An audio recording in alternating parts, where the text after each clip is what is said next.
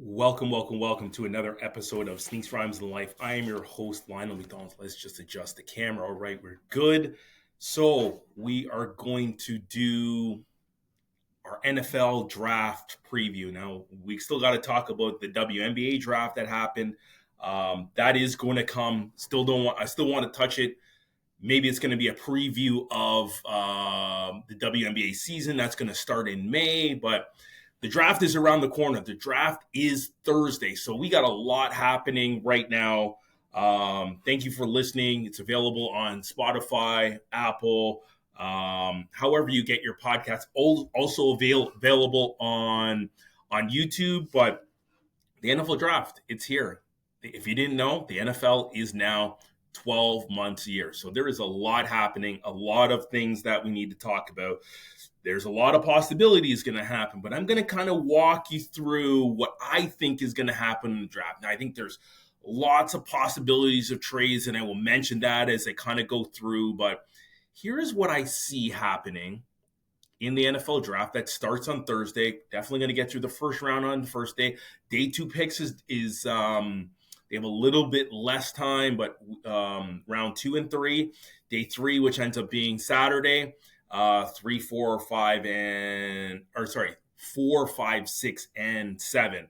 So that's what we're going to get through. So first on the clock, the draft can't get cranked up until we get the number 1 pick. Tennessee Titans. I think they're going with Cam Ward, quarterback out of Miami. They desperately need a quarterback. They've gone different routes with different guys over the years, and it just has not worked out. They really haven't had the guy.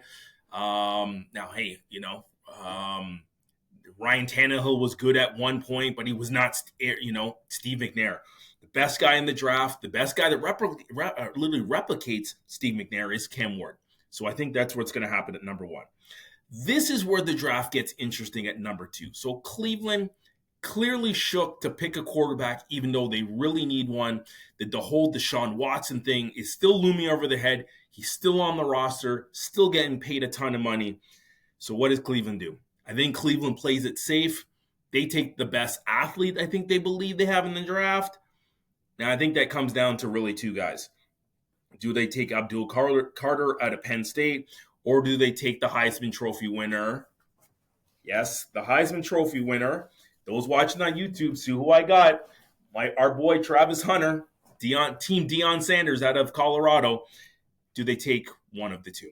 I think they go Travis Hunter. He can help play offense. He definitely will help, with Ward, their other corner. Now they got 2 amazing corners on the defensive end, on top of paying Myles Garrett quarterback money. I think that's where they go. Number 3, then the Giants. Although they need a QB, there's some Shedeur Sanders talk. I think they line up and take the best guy available in the draft, and that's Abdul Carter out of Penn State. New England's next on the clock. Now they got their quarterback, so I don't think they got him last year. So I don't think they jump into the boat there. I think they look at all of the options that are available to them, and I think they go with, what do I got here? Will Campbell, offensive tackle out of LSU. I think that's the best thing for them to do right now, to really line things up of where they are and where they need to build their franchise. I think you just can't move forward without having a franchise quarterback and then having a left tackle. They got Drake May, their quarterback, but now they need some weapons, which if Travis Hunter fell, they take Travis Hunter. But he's not going to fall. I think Cleveland's going to definitely make that pick, particularly since they retained Myles Garrett. So I think they go with the offensive tackle here at 4. Jacksonville needs help on defense. They got some decent weapons. They got the franchise QB in Trevor Lawrence. So they go Mason Graham out of Michigan, defensive tackle, really shores up the defensive tackle side. They have a couple good edges. They're going to need some secondary help later in the draft, but I think that's what they do at 5. Now it gets interesting. So we still have Shedeur Sanders, Travis Hunter's teammate, number 2, Deion Sanders' kid, still available. They do need a quarterback because there's a lot of been, quarterback unrest there. You can't win in the NFL. Look what happened to my Commanders. We got Jaden Daniels and we move in now.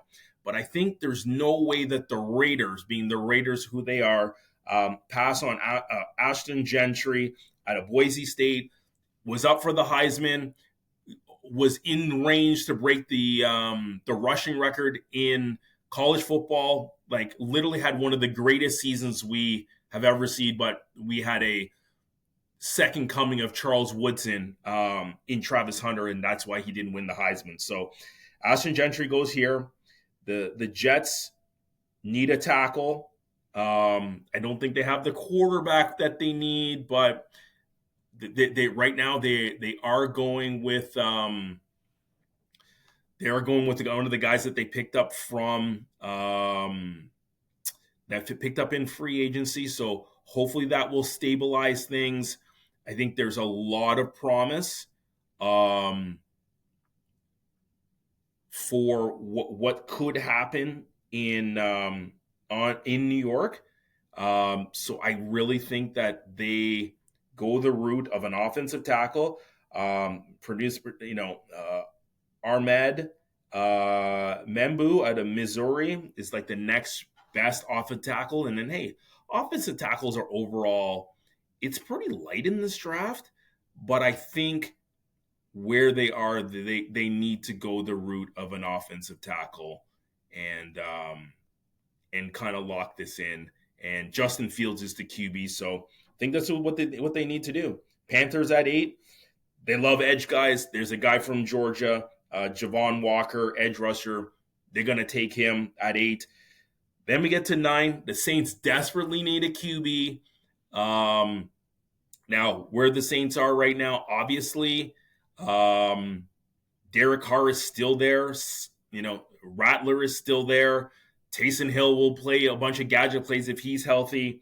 But I think this is where they put Shedeur Sanders, mentor him. He's in the South. People get him in the South. Played at Jackson State.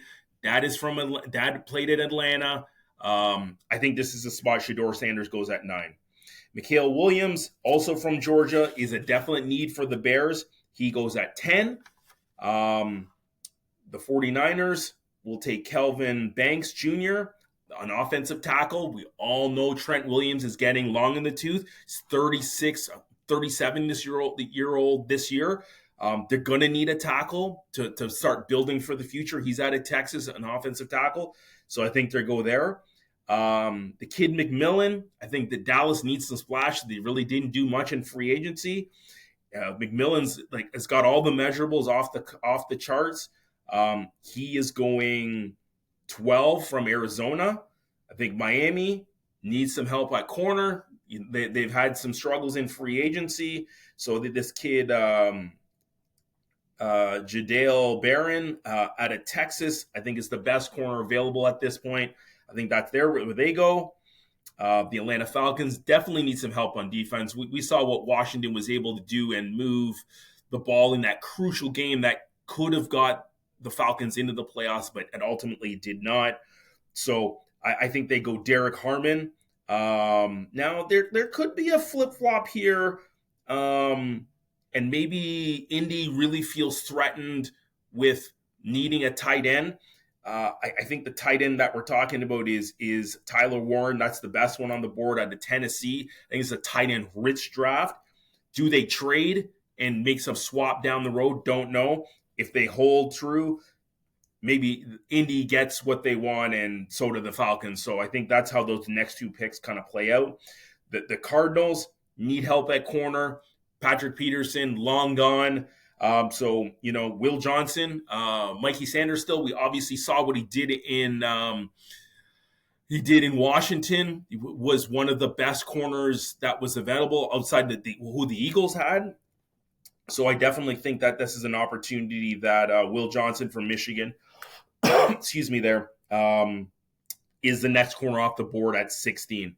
Then we look at the Bengals. The Bengals definitely need some help. Easily could be an edge rusher with all of the stuff that they have going on with not being able to trade their franchise defensive end. And that situation is just so messy.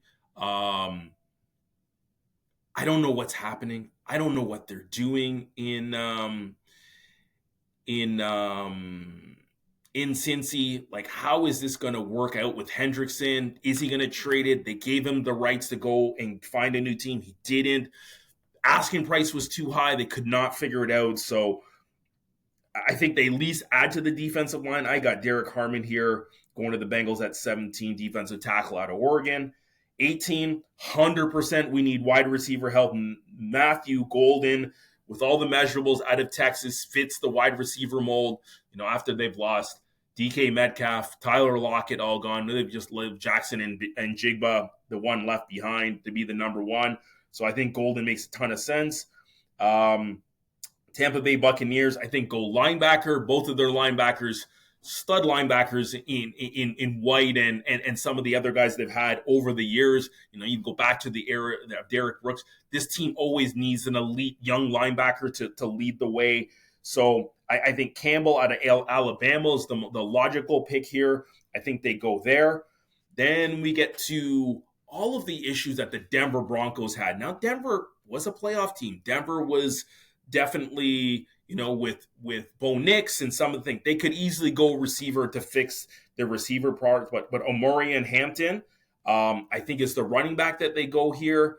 I think, to me, that makes a ton of sense where they go with that and ultimately keep their part of the business and their offense moving forward. They already have an amazing defense, so it's the offense. Could they go offensive line to try and address a piece there? Yes. Makes tons of sense. Now, 21, if anyone knows, Pittsburgh Steelers, ton of drama. Obviously, Russell Wilson, Justin Fields, both on the team last year, both not on the team. Currently, right now, Mason Rudolph is the starter. So Jackson Dart out of Ole Miss at QB, number 3 QB on the board.